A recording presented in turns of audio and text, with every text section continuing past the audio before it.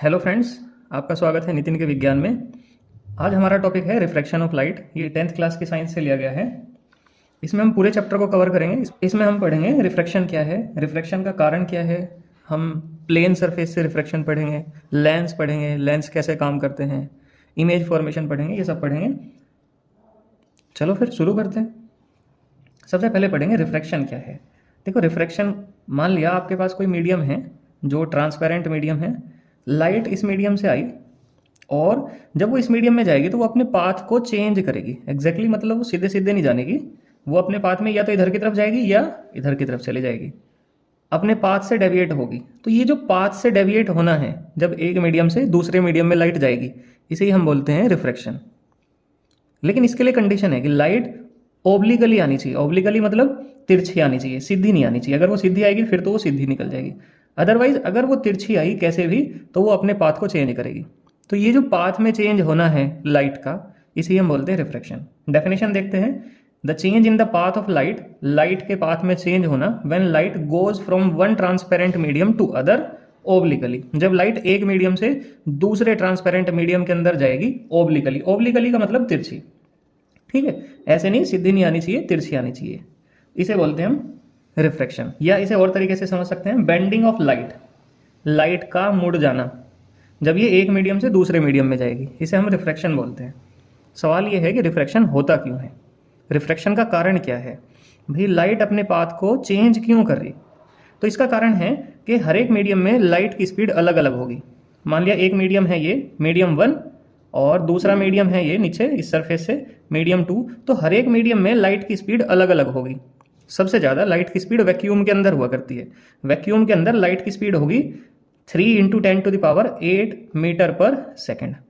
सभी मीडियम में, वैक्यूम से अलग सभी मीडियम में लाइट की स्पीड इससे कम ही होगी। तो जब लाइट की स्पीड कम होगी तो लाइट शॉर्टकट लेगी, ठीक है।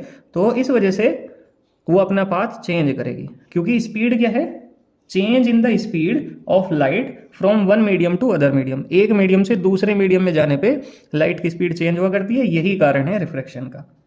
अब स्पीड के ब्याह पे, लाइट की स्पीड के ब्याह पे हम मीडियम को दो तरह से क्लासीफाई कर सकते हैं, रेयर मीडियम और डेंसर मीडियम। ध्यान रहे कि ये कंपैरिजन है केवल। अगर लाइट की स्पीड ज़्यादा है, अब ज़्यादा है तो फिर कंपैरिजन वाली बात आई। अगर लाइट की स्पीड ज़्यादा है तो हम उसे बोलेंगे रेयर मीडियम, और अगर लाइट की स्पीड कम है तो उसे हम बोलेंगे डेंसर मीडियम। कोई भी मीडियम अपने आप में डेंसर या रेयर नहीं है, वो दूसरे से कंपैरिजन करने में है। जैसे एक एग्जांपल अगर मैं लूँ, मान लिया वैक्यूम की अगर मैं बात करूँ तो वैक्यूम में 3 × 10⁸ मीटर पर सेकेंड। अगर मैं ग्लास की बात करूँ तो ग्लास में 2 × 10⁸ मीटर पर सेकेंड। और अगर मैं बात करता हूँ CO2 में या कोई और सी मीडियम में, मान लिया उसमें है 1.5 × 10⁸ मीटर पर सेकेंड। तो आप समझो ये वाला मीडियम इसके कंपैरेटिव तो क्या है, डेंसर है, क्योंकि यहाँ स्पीड कम है और यहाँ स्पीड ज़्यादा है। लेकिन इसमें क्या है, इसमें स्पीड और ज़्यादा कम है, तो इसका मतलब अब ये रेयर बन गया इसके कंपैरेटिव। इसका मतलब ये केवल एक कंपैरिजन वाली बात है। अगर स्पीड ज़्यादा है तो रेयर, अगर स्पीड कम है तो डेंसर, ऐसे ध्यान रखेंगे हम। अब समझेंगे कि अगर लाइट रेयर मीडियम से डेंसर में जाए या डेंसर से रेयर में जाए, तब उसके पाथ पे किस तरह से चेंज होगा, ठीक है। समझते हैं। अगर लाइट रेयर मीडियम से डेंसर मीडियम में जाए, इसमें मैंने 3 केस बना रखे। रेयर से डेंसर, तो इसमें होगा क्या कि लाइट टुवार्ड द नॉर्मल मुड़ जाएगी। अब ये नॉर्मल क्या चीज़ है समझेंगे। मान लिया ये रेयर मीडियम है और नीचे डेंसर मीडियम है। लाइट ऐसे आई, जहां पे भी आएगी वहीं पे हम एक परपेंडिकुलर लाइन ड्रॉ कर देंगे, ठीक है। अब ये जो परपेंडिकुलर लाइन है इसे बोलते हैं हम नॉर्मल, ठीक है। तो होगा क्या, ये नॉर्म वैसे तो जानी चाहिए थी सीधी ऐसे, लेकिन हुआ क्या, ये थोड़ा सा अपने पाथ से मुड़ गई और किसकी तरफ मुड़ी, नॉर्मल की तरफ मुड़ी। तो ये जब भी रेयर से डेंसर जाएगी तो वो नॉर्मल की तरफ मुड़ेगी। अगर डेंसर से रेयर जाएगी तो हम देख रहे हैं कि यहाँ पे क्या हो रहा है, नॉर्मल से दूर जा रही, अवे फ्रॉम द नॉर्मल। मतलब जब डेंसर से रेयर जाएगी तो अवे फ्रॉम द नॉर्मल, और जब रेयर से डेंसर जाएगी तो टुवार्ड नॉर्मल। ये बहुत ध्यान रखने वाली बात है, ठीक है। लेकिन अगर ऐसा हो कि लाइट नॉर्मली ही आ रही हो, मतलब सीधे सीधे आ रही हो, तब उसके पाथ में कोई चेंज नहीं होने का। यहीं पे ही हम समझेंगे कि एंगल ऑफ इंसिडेंस क्या है। जो लाइट आई उसे बोलते हैं हम इंसिडेंट लाइट, जो दूसरे मीडियम में पहुंची उसे बोलते हैं हम रिफ्रैक्टेड लाइट। जो एंगल इंसिडेंट लाइट ने बनाया उसे बोलते हैं हम एंगल ऑफ इंसिडेंस, और जो रिफ्रैक्टेड लाइट ने बनाया उसे बोलते हैं एंगल ऑफ रिफ्रैक्शन। तो ये एंगल ऑफ रिफ्रैक्शन है, ये एंगल ऑफ इंसिडेंस है। जब रेयर से डेंसर में जाएगी तो नॉर्मल की तरफ मुड़ जाएगी। नॉर्मल की तरफ मुड़ने से होगा क्या, एंगल ऑफ इंसिडेंस ज्यादा होगा किससे, एंगल ऑफ रिफ्रैक्शन से। इसी तरह से जब डेंसर से रेयर में जाएगी तो अवे फ्रॉम द नॉर्मल, और यहां पे क्या होगा, एंगल ऑफ इंसिडेंस कम रह जाएगा किससे, एंगल ऑफ रिफ्रैक्शन से। तो रिफ्रैक्शन वाला एंगल ज्यादा हो जाएगा और इंसिडेंस वाला एंगल कम हो जाएगा। ठीक है, लेकिन जब वो नॉर्मली आएगी तो एंगल ऑफ इंसिडेंस कितना होगा, 0, क्योंकि एंगल मेजर कहां से कर रहे हैं हम, एंगल मेजर कर रहे हैं हम नॉर्मल से। ये बात हम ध्यान रखेंगे कि एंगल जब भी मेजर होंगे वो कहां से मेजर होंगे, नॉर्मल से मेजर होंगे। जब आई की वैल्यू ही 0 होगी तो फिर आर की वैल्यू भी कितनी होगी, 0 होगी। ठीक है, इसे ध्यान रखेंगे। जब रेयर से डेंसर टुवर्ड नॉर्मल, डेंसर से रेयर तो नॉर्मल से दूर भाग जाएगी। ठीक है, नेक्स्ट टॉपिक है इफेक्ट ऑफ रिफ्रैक्शन। भाई रिफ्रैक्शन हुआ मतलब लाइट के पाथ में चेंज हुआ, तो इसके कौन कौन से इफेक्ट होंगे हमारी डेली लाइफ में। आप डेली लाइफ में देखते होंगे कि अगर आप किसी पेन को या पेंसिल को या किसी स्टिक को पानी में डुबाओ तो जो नीचे वाला पार्ट है वो आपको मुड़ा हुआ दिखाई देगा। ठीक है, इसी तरह से अगर कोई ऑब्जेक्ट है हमने प्लेस कर रखा पानी के नीचे तो वो हमें थोड़ा ऊपर दिखाई देगा, एक्चुअल में वो उस डेप्थ पे दिखाई ही नहीं देने का। और इसी तरह से किसी भी वाटर कैरिंग बॉडी की जो सरफेस होगी बॉटम वाली, वो आपको रियल डेप्थ पे नहीं दिखाई देने की, वो कम गहरी दिखाई देगी। इसका कारण जानते हैं ऐसा क्यों। एग्जाम्पल पहले से, जहां पे पेन या पेंसिल या स्टिक मुड़े हुए दिखाई देंगे। आप ये एक्सपेरिमेंट करके देखना, आप अपना पेन पानी के अंदर डालो और आप देखोगे कि आपका जो पेन है वो ऊपर की तरफ मुड़ा हुआ दिखाई देगा आपको। ऐसा क्यों, मान लिया ये एक्चुअली पेन यहाँ पे है, जब लाइट रे यहां से जाएंगी तो वो डेंसर मीडियम से रेयर मीडियम में जा रही। हमें पता है डेंसर से रेयर में जाते हुए लाइट नॉर्मल से दूर भाग जाएगी, तो ये नॉर्मल से दूर होगी। ठीक है, ये इसने अपना पाथ चेंज कर लिया। इसी तरह इसने भी अपना पाथ चेंज कर लिया, लेकिन हमारी आंखें रेज को सीधी डायरेक्शन में ही देखती हैं। ठीक है, तो हमें कहाँ दिखाई देगी, हमें दिखाई देगी यहाँ। एक्चुअल में यहाँ पे थी लेकिन हमें कहाँ दिखाई दी, यहाँ पे।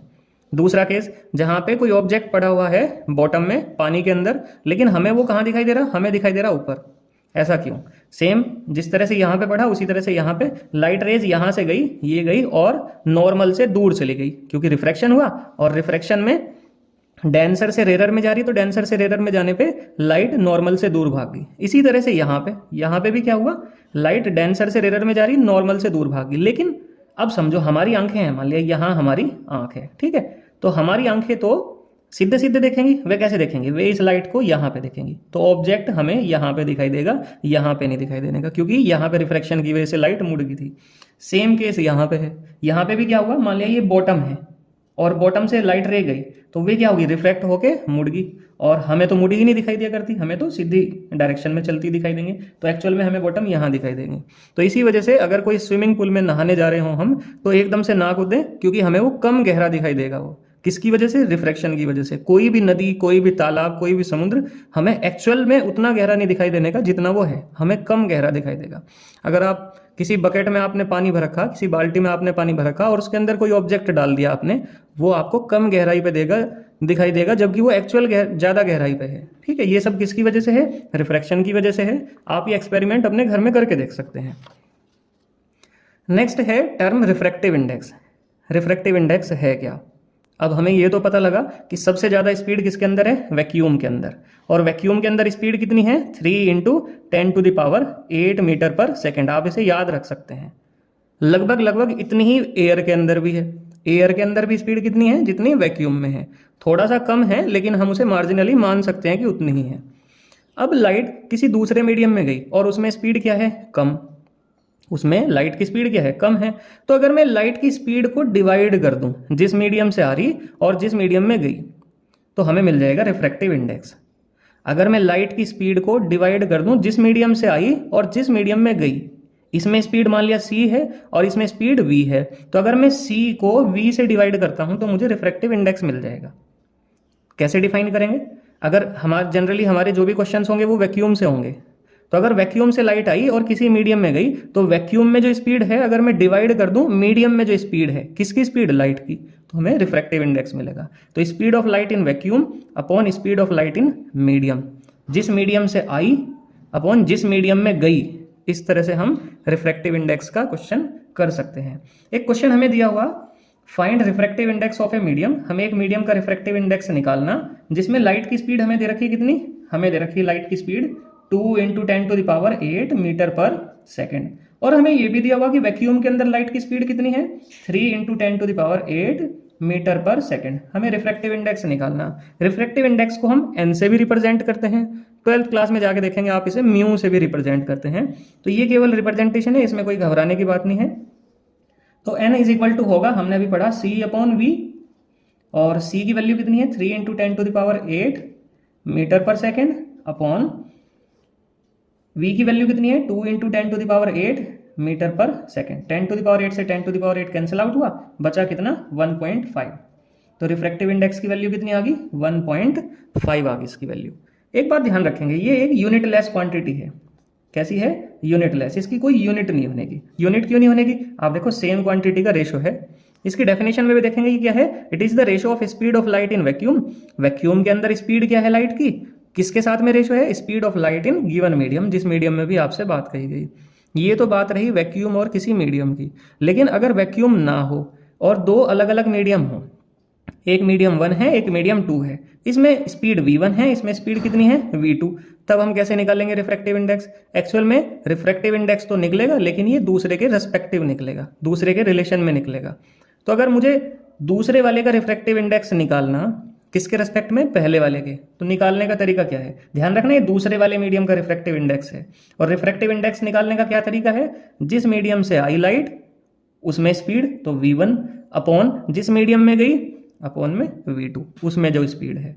जैसे हमने यहाँ पे निकाला, हमने इस मीडियम का रिफ्रैक्टिव इंडेक्स निकाला। कैसे निकाला, जिस मीडियम से आई उसमें स्पीड और जिस मीडियम में गई उसमें क्या स्पीड है, उनका रेशो। ठीक है, तो इस तरह से हम निकाल सकते हैं। अगर हम उल्टा करेंगे कि भाई दूसरे मीडियम से, देखो यहाँ पे लिखा हुआ ना 1n2, इसका मतलब पहले मीडियम से दूसरे मीडियम में लाइट गई तो पहले वाले में जो स्पीड है वो आ गई अपॉन में दूसरे वाले में जो स्पीड है वो आ गई। इसी तरह से 2n1, मतलब ये रिफ्रैक्टिव इंडेक्स है तो पहले वाले का, लेकिन लाइट कौन से आ रही, दूसरे से, तो दूसरे वाले में क्या स्पीड है वो आ गया अपॉन में पहले वाले में जो स्पीड है वो आ गई। ठीक है, तो यहाँ पे देखने में है कि ये एक दूसरे के रेसिप्रोकल हैं, उल्टे हैं, तो इस वजह से ये रिलेशन डिड्यूस हो गया या बन गया।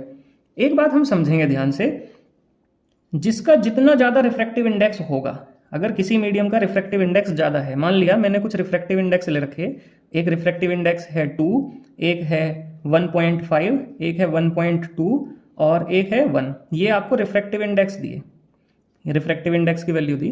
तो ध्यान रखेंगे जितना ज़्यादा रिफ्रैक्टिव इंडेक्स उतनी ही स्पीड कम होगी। इसका मतलब इस वाले मीडियम के अंदर स्पीड सबसे कम होगी, लीस्ट स्पीड होगी।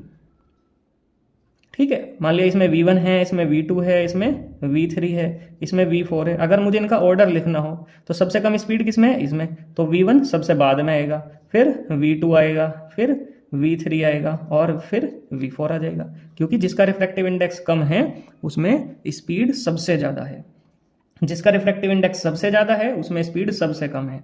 और एक बात और ध्यान रखेंगे, जहाँ रिफ्रैक्टिव इंडेक्स ज़्यादा है वहाँ स्पीड कम होगी, क्योंकि लाइट उतना ही ज़्यादा शॉर्टकट मारेगी, इसका मतलब वो उतना ही ज़्यादा मुड़ेगी अपने रास्ते से। मोर is the deviation from normal, normal से उतना ही ज़्यादा मुड़ जाएगी वो। ध्यान रखेंगे, जितनी ज़्यादा रिफ्रैक्टिव इंडेक्स होगा, जितना रिफ्रैक्टिव इंडेक्स स्पीड उतनी ही कम, और जितनी स्पीड कम उतना ही बड़ा शॉर्टकट, उतना ही बड़ा शॉर्टकट मतलब उतना ही ज़्यादा अपने रास्ते से मुड़ जाएगी वो नॉर्मल की तरफ। ठीक है, ध्यान रखेंगे इस बात को। नेक्स्ट समझते हैं लॉज ऑफ रिफ्लेक्शन। जैसे हमने रिफ्लेक्शन के लॉ पढ़े, रिफ्लेक्शन में हमने पढ़ा कि भाई एंगल ऑफ इंसिडेंस किसके इक्वल है, एंगल ऑफ रिफ्लेक्शन के। यहाँ हम पढ़ेंगे लॉ ऑफ रिफ्लेक्शन, रिफ्लेक्शन के क्या लॉज हैं। ठीक है, मैंने इसे समझने के लिए यहाँ वैक्यूम और यहाँ पे कोई मीडियम लिया। वैक्यूम का रिफ्रैक्टिव इंडेक्स ध्यान रखेंगे, वैक्यूम का रिफ्रैक्टिव इंडेक्स 1 होगा। और क्यों होगा एक बार इसे भी समझ ले रहे। मान लिया अगर मुझे वैक्यूम का ही रिफ्रैक्टिव इंडेक्स निकालना हो तो मीडियम की जगह मुझे वैक्यूम करना पड़ेगा, और वैक्यूम के अंदर स्पीड कितनी होगी c, तो c/c आ जाएगा और c से c कट के 1 हो जाएगा। इसका मतलब वैक्यूम का रिफ्रैक्टिव इंडेक्स कितना होगा, refractive index of vacuum. Vacuum की स्पेलिंग भी बच्चे गलती करते हैं, वैक्यूम की स्पेलिंग में W आया करता है, C एक ही होगा, रिफ्रैक्टिव इंडेक्स हुआ करता है 1। ये ध्यान रखेंगे हम। नेक्स्ट है लॉज ऑफ रिफ्रैक्शन। रिफ्रैक्शन के लॉज क्या हैं, रिफ्रैक्शन के लॉ हैं कि इंसिडेंट लाइट नॉर्मल और रिफ्रैक्टेड लाइट, ये सब एक ही प्लेन के अंदर होंगे। जैसा रिफ्लेक्शन का सेकंड लॉ है, बिल्कुल ऐसा ही रिफ्रैक्शन का फर्स्ट लॉ है। ये इंसिडेंट लाइट हुई, ये नॉर्मल हो गया, नॉर्मल मतलब परपेंडिकुलर लाइन, और ये होगी रिफ्रैक्टेड लाइट। तो ये सब एक ही प्लेन के अंदर होंगे। पहला लॉ तो ये है। दूसरा जो बहुत इंपॉर्टेंट है, हम इसे स्नेल्स लॉ भी बोलते हैं। कैसे है, इसे समझने में हम पहले से ही गलती करते आए, मतलब हमने शुरू से पढ़ना शुरू करा होगा ये, तब से ही हम गलती कर रहे हैं। देखो ये लॉ है कैसे, जिस मीडियम का रिफ्रैक्टिव इंडेक्स, उसमें क्या एंगल बना रखा, रिफ्रैक्टिव इंडेक्स और उसके अंदर जो एंगल बन रहा, उस मीडियम के अंदर जो एंगल बन रहा, उसका साइन थीटा ये हमेशा कांस्टेंट होने वाले, ये ध्यान रखेंगे। रिफ्रैक्शन का सेकंड लॉ है कि रिफ्रैक्टिव इंडेक्स और साइन थीटा का जो प्रोडक्ट होगा वो हमेशा कांस्टेंट होगा। चलो अब इसे अप्लाई करते हैं। ठीक है, अप्लाई कैसे करेंगे इसे, मान लिया इस केस में हम इसे अप्लाई करते हैं, तो यहाँ वैक्यूम है, वैक्यूम का रिफ्रैक्टिव इंडेक्स कितना 1, और यहाँ एंगल कितना बना हुआ I, तो sine I is equal to, देखो कांस्टेंट है तो फिर बराबर ही होगा, चाहे आप यहाँ लगाओ चाहे यहाँ लगाओ चाहे कोई और से मीडियम में लगाओ आप इसे। यहाँ रिफ्रैक्टिव इंडेक्स कितना है n, और यहाँ पे एंगल कितना बना r, तो इसका मतलब साइन r। ये साइन r इधर मल्टीप्लाई में है, डिवाइड में चला जाएगा, तो बन जाएगा sine I upon sine r is equal to किसके आ जाएगा, रिफ्रैक्टिव इंडेक्स के। इसे हम क्या बोलते हैं, स्नेल्स लॉ बोलते हैं, स्नेल्स लॉ। तो आप ध्यान रखेंगे स्नेल्स लॉ है क्या, रिफ्रैक्टिव इंडेक्स और साइन थीटा का जो प्रोडक्ट होगा वो कांस्टेंट होगा। आप रिफ्रैक्टिव इंडेक्स और उस मीडियम में जो एंगल बन रहा है उनकी मल्टीप्लाई करो, और ऐसे ऐसे जितने भी इंटरफेस हैं, यहाँ पे लगाया यहाँ पे लगाया, मान लीजिए लाइट फिर कहीं और चली गई तो वहाँ पे भी आप इसे अप्लाई कर सकते हैं और इक्वल रख सकते हैं इन्हें। ठीक है, ये रिफ्रैक्शन का सेकंड लॉ है। अब बात आई रिफ्रैक्शन स्फेरिकल लेंसेज के लिए। तो पहले तो हम ना कुछ टर्म्स समझ लें जिनमें हमें आज भी कंफ्यूजन है, 10th क्लास वाले बच्चों को स्पेशली। प्रिंसिपल एक्सिस क्या होगा, हमने रिफ्लेक्शन में पढ़ा था। रिफ्लेक्शन में हमने पढ़ा था कि भाई पोल और सेंटर से पास होने वाली इमेजिनरी लाइन क्या होगी, वो प्रिंसिपल एक्सिस होगी। अब हम समझेंगे लेंस के केस में इसे प्रिंसिपल एक्सिस को कैसे समझेंगे। देखो लेंस दो सरफेस से बना हुआ, एक सरफेस ये होगी, दूसरी सरफेस ये वाली होगी, एक सरफेस ये, दूसरी ये। इसका सेंटर इधर होगा और इसका सेंटर इधर होगा, दोनों के सेंटर से पास होने वाली लाइन प्रिंसिपल एक्सिस होगी। तो ये एक इमेजिनरी लाइन है जो पास हो रही होगी सेंटर से, किसके सेंटर से, दोनों सरफेस के सेंटर से। भाई लेंस दो सरफेस से बनेगा, एक सरफेस ये एक सरफेस ये, ऐसे ही इसमें एक सरफेस ये एक सरफेस ये, इसका सेंटर इधर की तरफ इसका सेंटर इधर की तरफ, दोनों से पास होने वाली लाइन कौन सी होगी, प्रिंसिपल एक्सिस। एक ये समझना। दूसरा समझना है हमें ऑप्टिकल सेंटर, जो मेन बातें हैं मैं वही बताऊंगा। दूसरा है ऑप्टिकल सेंटर। ऑप्टिकल सेंटर वो पॉइंट है लेंस के अंदर जिससे अगर लाइट पास हुई तो उसके पाथ में कोई चेंज नहीं होने का। जैसे मैंने ये बना रखी, ये वाली लाइट इस O पॉइंट से पास हुई, O मतलब ऑप्टिकल सेंटर, और इसके पाथ में कोई चेंज नहीं हुआ। जबकि रिफ्रैक्शन का मतलब क्या है, रिफ्रैक्शन का मतलब है कि लाइट के पाथ में चेंज होगा, लेकिन लेंस के अंदर ऑप्टिकल सेंटर ही ऐसा पॉइंट है जहां से पास होने पे उसके पाथ में कोई चेंज नहीं होने का। वो चाहे कोई सा भी लेंस हो, चाहे वो कॉन्वेक्स लेंस हो चाहे वो कॉनकेव लेंस हो। ये इस तरह का मोटा सा जो लेंस होगा, जो बीच में मोटा और कोने पे से पतला होगा, उन्हें बोलेंगे हम कॉन्वेक्स लेंस, और जो बीच में पतला और कोने पे से एजेस पे से मोटा होगा उसे बोलेंगे हम कॉनकेव। कॉनकेव में एक वर्ड आ रहा केव, केव मतलब गुफा, जो आपको गुफा जैसा मतलब बीच में से पतला सा दिखाई देगा उसे बोलते हैं हम कॉनकेव लेंस।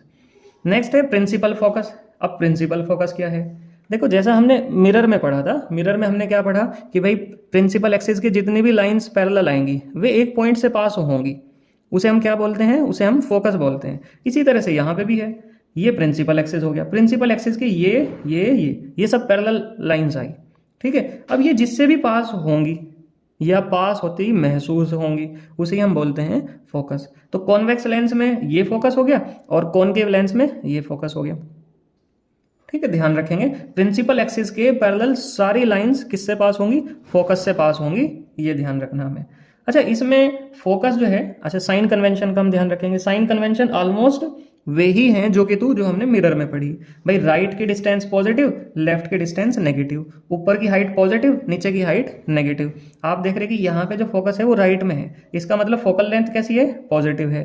यहाँ पे रेज क्या हो रही, इकट्ठा हो रही, इकट्ठा हो रही मतलब कन्वर्जिंग लेंस है ये। कन्वर्जिंग मतलब इकट्ठा करने वाला, इकट्ठा करने वाला, किसे इकट्ठा करने वाला, रेज को इकट्ठा करने वाला। ठीक है, आप कॉनकेव लेंस को देखो, कॉनकेव लेंस में क्या हो रहा है, कॉनकेव लेंस में रेज फैलती जा रही मतलब ये डाइवर्जिंग लेंस है, और इसका फोकस भी किधर है, लेफ्ट साइड में है। लेफ्ट साइड में है तो इसकी फोकल लेंथ कैसी हुई, नेगेटिव हुई। और फैलाने वाला, तो इसका मतलब ये कैसा लेंस हुआ, डाइवर्जिंग लेंस हुआ। डाइवर्जिंग मतलब फैलाने वाला, कन्वर्जिंग मतलब इकट्ठा करने वाला। ये रेज को इकट्ठा कर रहा है, ये रेज को फैला रहा। ठीक है, इन बातों का। नेक्स्ट हमारा टॉपिक है image formation by convex and concave lens. हम देखेंगे कि कॉन्वेक्स लेंस और कॉनकेव लेंस इमेज कैसे बनाते हैं, और हम ये भी समझेंगे कि अगर हमें अपने पेपर में इमेज बनानी हो, इमेज बनाने को आवे, तो हम इमेज बनाएंगे कैसे। तो पहले तो हम समझेंगे कि रियल इमेज और वर्चुअल इमेज का क्या मतलब है। हमने मिरर में पढ़ा कि मान लिया ये आपके पास मिरर है, इधर ऑब्जेक्ट है, अगर इमेज इधर ही बन गई तो कैसी बनी, रियल इमेज बनी। कैसी बनी, रियल इमेज बनी। लेकिन लेंस में अलग केस है। लेंस में क्या है कि जिस साइड ऑब्जेक्ट है, दूसरी साइड अगर इमेज बनेगी तो वो रियल होगी। अच्छा, रियल को आप हमेशा इन्वर्टेड के साथ में तो जोड़ के रखेंगे ही रखेंगे। अगर रियल है तो वो उल्टी जरूर बनेगी, और अगर वो सीधी बनी, इरेक्ट बनी, तो इरेक्ट मतलब वो कैसी बनेगी, फिर वो वर्चुअल होगी। वो एक्चुअल में है नहीं, वो स्क्रीन पे नहीं ली जा सकती। वर्चुअल मतलब जिसे आप स्क्रीन पे नहीं ले सकते, और रियल का मतलब जिसे आप स्क्रीन पे ले सकते हो, पर्दे पे ले सकते हो, हॉल में आप उसे मूवी बना के दिखा सकते हो आप उसे। ठीक है, तो ये केस मैंने एक लिया जिसमें रियल इमेज बनाई किसने, कॉन्वेक्स लेंस ने। मैंने ऑब्जेक्ट लिया एफ से पीछे। ये बात ध्यान रखेंगे कि कॉन्वेक्स लेंस रियल इमेज तभी बनाएगा जब तक एफ या एफ से पीछे ऑब्जेक्ट रखा होगा। लेकिन जैसे ही ऑब्जेक्ट एफ से ऑप्टिकल सेंटर के बीच में चला जाएगा तो ये रियल इमेज नहीं बनाने का। एक केस यही ऐसा है जिसमें रियल इमेज नहीं बनती। खैर, इसमें हम रियल इमेज पढ़ रहे, तो मैंने ऑब्जेक्ट रखा। इमेज बनाने का क्या तरीका कि एक रे तो आप प्रिंसिपल एक्सिस के पैरेलल भेजो। जो प्रिंसिपल एक्सिस के पैरेलल होगी वो कहां से पास होगी, फोकस से पास होगी। तो ये तो फोकस से पास होके चली गई। नेक्स्ट हमने ये भी पढ़ा कि जो ऑप्टिकल सेंटर से पास होगी वो सीधी निकल जाएगी, उसके पाथ में कोई चेंज नहीं होने का। तो एक मैंने कहां से निकाल दी, ये मैंने निकाल दी ऑप्टिकल सेंटर से, और जहां पे भी ये दोनों रेज मिली वहीं पे क्या बन गई, इमेज बन गई। आप देख रहे कि ये इमेज कैसी बनी, ये रियल बनी, क्योंकि ये उल्टी है। भाई इन्वर्टेड है तो आप ध्यान रखना कि ये रियल होगी। दूसरा, ऑब्जेक्ट की डिस्टेंस को आप किससे रिप्रेजेंट करते हैं, यू से। इमेज की डिस्टेंस को आप रिप्रेजेंट करते हैं वी से। भाई वी कैसा है, वी पॉजिटिव है, यू कैसा है, नेगेटिव, और फोकस कैसा है, फोकल लेंथ इसकी वो भी पॉजिटिव है। इस वाले केस में इमेज कैसी बनी, बड़ी बनी। मैं इसके लिए एक टेबल है वो आपको दिखा दूंगा। अच्छा, यहीं पे हम एक बात और समझेंगे, जब तक ऑब्जेक्ट 2f से पीछे, ये 2f वाला पॉइंट है, 2f से पीछे ऑब्जेक्ट रहेगा, मतलब इस साइड ऑब्जेक्ट रहेगा, तब तक तो इमेज छोटी बनेगी। इमेज कैसी बनेगी, छोटी बनेगी। रियल बनेगी, रियल मतलब उल्टी बनेगी। फिर वो रियल का मतलब तो है कि वो इमेज स्क्रीन पे ली जा सकती है, लेकिन रियल के साथ में ही क्या जुड़ा हुआ, इन्वर्टेड। इन्वर्टेड मतलब उल्टी बनेगी। तो जब तक वो 2f से पीछे है तब तक तो वो रियल बनेगी, उल्टी बनेगी और छोटी बनेगी। दूर है ऑब्जेक्ट तो इस वजह से छोटी बनी। लेकिन जैसे ही वो 2f पे आ गया, ठीक है, 2f पे आते ही जितना बड़ा ऑब्जेक्ट है उतनी ही बड़ी इमेज बनेगी, रियल बनेगी और उल्टी भी बनेगी। लेकिन जैसे ही आप लेंस के नजदीक पहुंचोगे, सोचो आप लेंस से दूर हो तो इमेज छोटी बनेगी, लेंस के नजदीक जाओगे तो इमेज बड़ी बनेगी। तो जैसे ही आप 2f से आगे गए, 2f से आगे जाने पे इमेज बड़ी बननी शुरू हो जाएगी। तो इमेज बड़ी बनेगी मतलब मैग्निफिकेशन 1 से ज्यादा होगा। जब तक रियल रहेगी तब तक उल्टी जरूर रहेगी। तो फोकस तक यही बात रहने वाली। लेकिन जैसे ही आप फोकस से आगे गए, फोकस और ऑप्टिकल सेंटर के बीच में गए, फोकस और ऑप्टिकल सेंटर के बीच में जैसे ही आपने ऑब्जेक्ट को रखा तो हुआ क्या, इमेज इस बार रियल नहीं बनी, इस बार कैसी बनी, वर्चुअल इमेज बनी। कैसी, वर्चुअल। इसकी इमेज फॉर्मेशन देखते हैं हम कैसे बनेगी। भाई सबसे पहले हमने एक रे भेजी प्रिंसिपल एक्सिस के पैरेलल, तो जो प्रिंसिपल एक्सिस के पैरेलल होगी वो तो कहां से पास हो जाएगी, फोकस से पास हो जाएगी। और दूसरा हम कहां से भेजेंगे, दूसरा हम भेजेंगे ऑप्टिकल सेंटर से। आप हमेशा याद रखना कि जब भी लेंस के केस में इमेज बनाने को आए तो आप 2 रे भेजो। एक तो भेजो प्रिंसिपल एक्सिस के पैरेलल, वो कहां से पास होगी, फोकस से पास होगी। और दूसरी रे आप कहां से भेजेंगे, ऑप्टिकल सेंटर से, और उसके पाथ में कोई चेंज होने का भी नहीं, वो सीधी सीधी निकल जाएंगी। अब हमें ये देखने में आ रहा है कि ये रेज जो है इधर तो कहीं मिलने वाली है नहीं, क्योंकि यहाँ तो ये फैलती जा रही। अब फैलती जा रही तो ये जब हम इधर से देखेंगे तो हमें ऐसा लगेगा कि यहां से ये मिल के आ रही इमेज, ठीक है, रेज यहां से आ रही है, तो इमेज फाइनली यही बन जाएगी। जब इमेज ऑब्जेक्ट की साइड ही बनी, ऑब्जेक्ट की तरफ ही बनी, पहली बात तो ये सीधी बन रही, जैसे इरेक्ट बनी तो हमें समझ आ जाना चाहिए इरेक्ट का संबंध किसके साथ में है, वर्चुअल के साथ में है। तो ये वर्चुअल इमेज बनी, मतलब इसे स्क्रीन पे हम नहीं ले सकते। और इरेक्ट तो हमें दिखाई देगी ही वो, क्योंकि वो सीधी इमेज बन रही। और कैसी बन रही, लार्ज इमेज बनी। ठीक है, तो ये केस यही ऐसा है, जब ऑब्जेक्ट फोकस और ऑप्टिकल सेंटर के बीच में रखा होगा तब इमेज कैसी बनेगी, इरेक्ट बनेगी, वर्चुअल बनेगी और लार्ज बनेगी। अब मैं आपको एक बात यहीं पे समझा दे रहा कि अगर इमेज इरेक्ट बनती है, सीधी बनती है, अगर वो छोटी बनेगी तो सीधी सी बात है वो कॉनकेव ने बनाई होगी, क्योंकि कॉन्वेक्स तो कैसी इमेज बना रहा, बड़ी बना रहा, और अगर वो इरेक्ट है लेकिन बड़ी है, कैसी है, बड़ी है, तो फिर वो किसने बनाई, कॉन्वेक्स ने बनाई। ठीक है, यहीं पे ही समझते हैं हम इन्हें। मैंने लिखा कि जब ऑब्जेक्ट एफ और ओ के बीच में है तो इमेज इरेक्ट बनी, वर्चुअल बनी, क्योंकि इरेक्ट और वर्चुअल तो आपस में जुड़े हुए, इन्हें तो आप हटा ही नहीं सकते। और कैसी बनी, लार्ज बनी। यहाँ पे हम देखते हैं भाई यू तो हमेशा आपका नेगेटिव होगा ही होगा, क्योंकि डिस्टेंसेस कहाँ से मेजर होंगी, ऑप्टिकल सेंटर से, और ऑप्टिकल सेंटर से लेफ्ट वाली डिस्टेंस नेगेटिव, राइट वाली डिस्टेंस पॉजिटिव। तो लेफ्ट में है ऑब्जेक्ट तो यू आपका नेगेटिव हो गया। इस बार इमेज भी कहाँ बनी, लेफ्ट में ही बनी, तो वी भी कैसा हो गया, नेगेटिव। लेकिन फोकस जो है वो कहाँ है, राइट में है, तो इसका मतलब फोकल लेंथ कैसी हुई, पॉजिटिव हुई। अब देखते हैं ये क्या लिखा हुआ। जब तक ऑब्जेक्ट एफ और इन्फिनिटी और 2f के बीच में रहेगा, मतलब इससे पीछे रहेगा, तब तक इमेज कैसी बनेगी, छोटी बनेगी। क्योंकि मैंने अभी बताया कि ऑब्जेक्ट दूर है तो इमेज कैसी बनेगी, छोटी बनेगी, रियल बनेगी, और रियल के साथ ही क्या जुड़ा हुआ, इन्वर्टेड जुड़ा हुआ। जब 2f पे होगा, जब ऑब्जेक्ट कहाँ होगा, एग्जैक्टली 2f पे, तो इमेज भी कहाँ बनेगी, 2f पे ही बनेगी, सेम साइज की बनेगी। रियल और इन्वर्टेड तो होगा ही, लेकिन जैसे ही f और 2f के बीच में आ जाएगा, f और 2f के बीच में आने से होगा क्या कि जो इमेज है, इमेज अब बड़ी बननी शुरू हो जाएगी। ये वाला जो केस है f और 2f के बीच वाला ही है, इमेज 2f से पीछे बनेगी। भाई सीधा से ऐसे समझो, अगर ऑब्जेक्ट दूर है, ऑब्जेक्ट इधर की साइड दूर है, तो इमेज कहाँ, फोकस पे बनी, मतलब इन्फिनिटी है तो फोकस। अब जैसे जैसे वो 2f की तरफ शिफ्ट होगा तो इमेज इधर की तरफ शिफ्ट होनी शुरू हो जाएगी, मतलब 2f से पीछे होने पे इमेज f और 2f के बीच में आ जाएगी। जब ये 2f पे आ जाएगा तब इमेज भी 2f पे चली जाएगी। जब ऑब्जेक्ट कहाँ 2f से आगे मूव करेगा तो इमेज पीछे भाग जाएगी, और जब ऑब्जेक्ट फोकस पे आएगा तो इमेज इन्फिनिटी पे भाग जाएगी। तो ये इसका एक ट्रेंड है कि ऑब्जेक्ट इधर की तरफ शिफ्ट होगा तो इमेज इधर की तरफ शिफ्ट होती चली जाएगी, इस तरह से।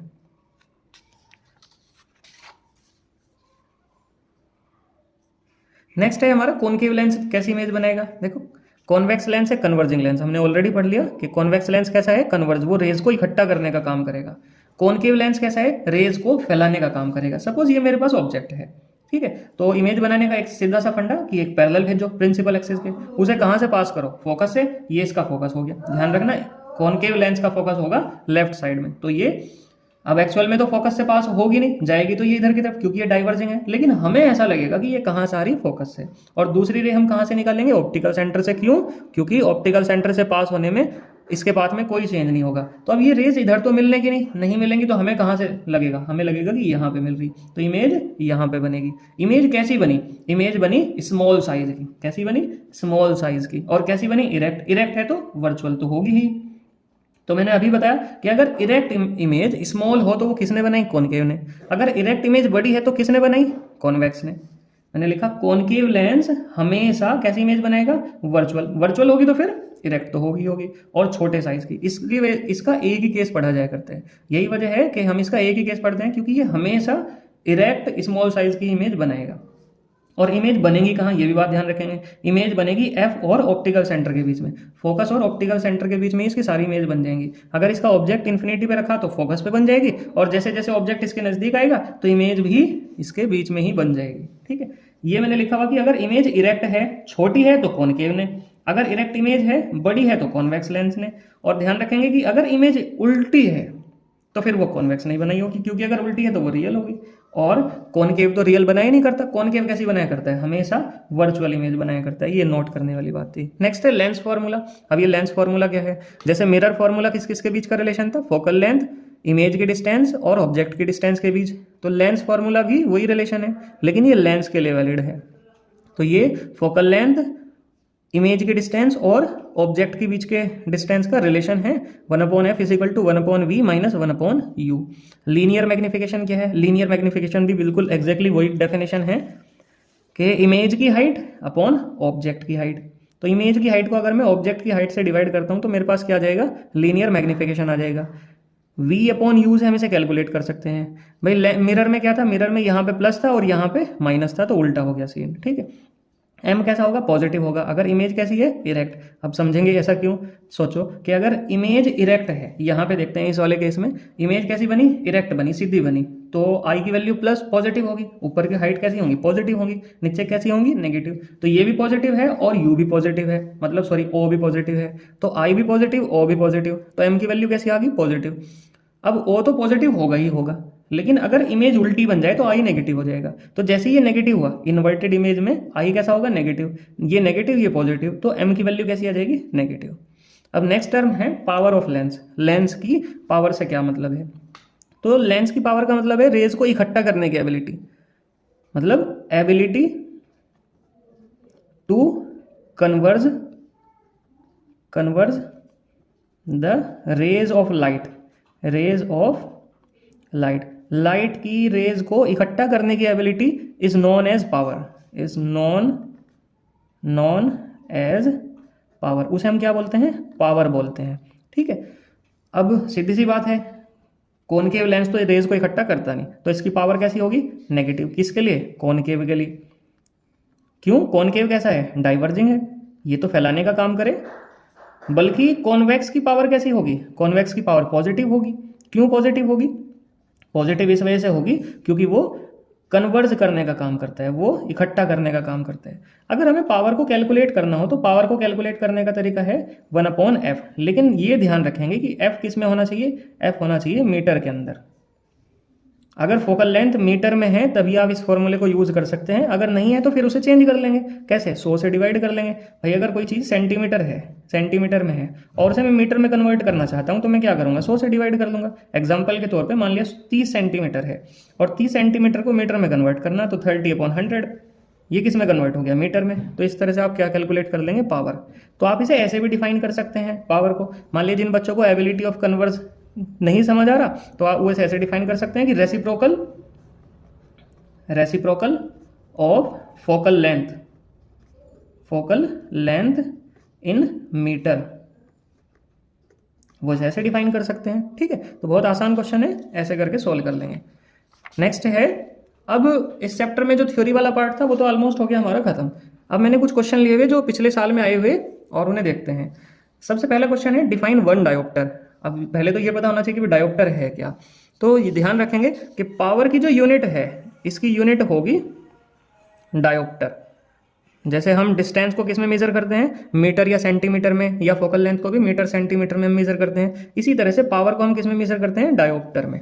तो अब एक डायोप्टर का मतलब क्या हुआ, एक डायोप्टर का मतलब हम यहां से समझेंगे। मैंने पहले भी जब इलेक्ट्रिसिटी वाली वीडियो बनाई थी, अगर आपने नहीं देखी तो आप उसे देख सकते हैं जाके, मैंने एक ही वीडियो में पूरा चैप्टर कवर किया था वहां पे भी, कि जब भी ये 1 डायोप्टर वाला या 1 वोल्ट वाला या 1 वाट वाला या 1 एम्पियर वाला इस तरह के क्वेश्चन कभी भी आए तो आप सिंपली फॉर्मूले पे चले जाओ। भाई पावर का फॉर्मूला है 1/f, और इसमें यहाँ पे जो भी चीजें हैं उनकी वैल्यू 1 कर दो। f क्या है, focal length. If focal length कितनी हो जाए, 1 मीटर हो जाए, क्योंकि यहाँ पे कंडीशन है कि फोकल लेंथ मीटर में होनी चाहिए। अगर f की वैल्यू 1 हो जाएगी तो p की वैल्यू कितनी आएगी, वो 1 डायोप्टर आएगी। बस ये ध्यान रखने वाली बात है। ठीक है, तो हम इसे ऐसे डिफाइन कर सकते हैं, इट इज द पावर, ये पावर है of lens with focal length. Focal length कितनी होगी, 1 मीटर। तो ये पावर है लेंस की जिसकी फोकल लेंथ कितनी है, 1 मीटर है। इस तरह से हम डिफाइन कर सकते हैं। एक और क्वेश्चन मैंने लिया हुआ, an object placed 50 centimetre from a lens. Lens हमें पता नहीं कौन सा लेंस है, प्रोड्यूसेस ए वर्चुअल इमेज। अब यहां से ही हमें आइडिया हो जाएगा कि कौन सा लेंस है। भाई कौन सी इमेज बनी, वर्चुअल, और वर्चुअल हमेशा बनाएगा कौन, अभी तो नहीं खैर आइडिया लगने का, क्योंकि वर्चुअल तो दोनों ही बनेंगे। भाई कॉन्वेक्स भी वर्चुअल बनाया करता है जब एफ और ओ के बीच में ऑब्जेक्ट होगा। ठीक है, अभी देखते हैं इसे। एक क्वेश्चन और देखते हैं कि हमारे पास एक ऑब्जेक्ट है, एक क्वेश्चन देखते हैं और एक और क्वेश्चन देखते हैं। An object placed 50 centimetre from a lens. एक ऑब्जेक्ट है जो 50 सेंटीमीटर दूर रखा हुआ, मतलब हमें u तो दे दिया, u कितना है, -50 सेंटीमीटर, हमें u पता लग गया। प्रोड्यूसेस ए वर्चुअल इमेज, वो वर्चुअल इमेज बना रहा। ठीक है, वर्चुअल है तो इसका मतलब वो इरेक्ट बनेगी। कितने डिस्टेंस पे बनी, डिस्टेंस दे रखी उसने 10 सेंटीमीटर। अब ध्यान रखेंगे कि अगर वो वर्चुअल है तो अगर ये लेंस है तो वो इधर बनी होगी। भाई इधर रियल हुआ करती हैं, रियल इमेज, और इधर कैसी होंगी, वर्चुअल इमेज। ये ध्यान रखेंगे। अगर ये लेंस है, कैसा भी लेंस हो, तो v भी हमारा कैसा है, नेगेटिव। हमें क्या करना है, draw a diagram to show the image formation. हमें एक डायग्राम बनाना है इमेज फॉर्मेशन के लिए, फोकल लेंथ कैलकुलेट करनी है। तो फोकल लेंथ का तो हमारे पास फॉर्मूला है डायरेक्ट, भाई यूजिंग, लिखेंगे यूजिंग लेंस फॉर्मूला। सबसे पहले क्वेश्चन को करने में हमें लिखना चाहिए गिवन क्या है, तो गिवन जो हमें था वो हमने लिख लिया। अब सॉल्यूशन करेंगे। तो सॉल्यूशन में using lens formula, lens formula क्या है, 1/f is equal to 1/v minus 1/u। तो 1/v, v कितना है -10 सेंटीमीटर, माइनस 1/u, u कितना है -50। अब ये तो हो जाएगा प्लस, तो ये बन जाएगा -1/10 प्लस 1/50। इनका मुझे एलसीएम लेना पड़ेगा, एलसीएम कितना आ जाएगा 50 ही आ जाएगा। तो इसमें 5 से मल्टीप्लाई करनी पड़ेगी और इसमें 1 से करनी पड़ेगी, तो ये बन जाएगा -4/50। तो यहाँ पे इसकी फोकल लेंथ कितनी आएगी, तो ये बना 1/f is equal to 1/f is equal to minus के 4/50। दोनों साइड का रेसिप्रोकल करूंगा तो ये आ जाएगा 50/-4 डिवाइड करके आ जाएगा 12 चौक 48 और 12.5 सेंटीमीटर। तो फोकल लेंथ कैसी आई, नेगेटिव आई। फोकल लेंथ नेगेटिव आई तो इससे एक बात समझ जानी चाहिए हमें, कौन सा लेंस है, ये है कॉनकेव लेंस। कैसा है, कॉनकेव लेंस। अब कॉनकेव लेंस तो हमें पता लग गया, ठीक है। नेक्स्ट हमें निकालनी मैग्निफिकेशन। अगर मैग्निफिकेशन निकालना हो तो मैग्निफिकेशन निकालने का तरीका है v/u। v की वैल्यू कितनी दे रखी, -10 सेंटीमीटर। u की वैल्यू कितनी है हमारे पास 50, माइनस से माइनस कटा तो बना कितना, ये बना 1/5। तो m की वैल्यू आ गई 0.2, मैग्निफिकेशन की वैल्यू ये होगी। नेक्स्ट हमें क्या निकालनी, पावर। पावर का फॉर्मूला है 1/f, लेकिन ये फॉर्मूला तभी लगेगा जब फोकल लेंथ किस में होगी, सेंटीमीटर में। तो अगर मैं इसे मीटर में होगी फोकल लेंथ, तो अगर मैं मीटर में निकालना चाहता हूँ तो मुझे 100 से डिवाइड करना पड़ेगा, ठीक है। तो इस तरह से, तो 1/-12.5 और ये अपॉन का 100 ऊपर पहुँच जाएगा। अगर ये डेसिमल हटाऊंगा तो यहाँ, इससे अगर इसे डिवाइड करूंगा तो 8 टाइम्स टेबल चलेगा। पावर कैसी आ गई, -8, और पावर की यूनिट क्या है, डायोप्टर। अगर आपको इसका डायग्राम बनाना तो आप इस तरह से एक पहले कॉनकेव लेंस बनाएंगे, मार्क कर लेंगे, ठीक है। ये ऑप्टिकल सेंटर हो गया, ये आपने क्या रखा, ऑब्जेक्ट रखा। ऑब्जेक्ट रखी तो एक रे तो आप कैसे निकालो, पैरेलल प्रिंसिपल एक्सिस के, और दूसरी कहाँ से भेज दो, ऑप्टिकल सेंटर से। ये ऑप्टिकल सेंटर से जाने वाली तो सीधी चली जाएगी। यहाँ पे आपने इसका फोकस मार्क कर लिया, मान लिया इसका फोकस आपने यहाँ पे मार्क कर लिया। और ये रेज कैसे जाएगी, ये रेज जाएगी डाइवर्ज हो जाएगी। तो जैसी डाइवर्ज होगी तो डाइवर्ज होके कहाँ से पास होगी, फोकस से। तो इधर आप डॉट डॉट कर देंगे और इसे आप इसे एक्सटेंड कर देंगे, ठीक है। इस तरह से यहाँ पे इमेज बन जाएगी। तो ये तो हो गया 50 सेंटीमीटर जहाँ पे इमेज बनी, और इमेज ऑब्जेक्ट है, इमेज कहाँ बनी 10 सेंटीमीटर पे, तो ये 10 सेंटीमीटर हो गया, ठीक है। इस तरह से, और फोकल लेंथ आपको पता ही है कितनी, 12.5 सेंटीमीटर।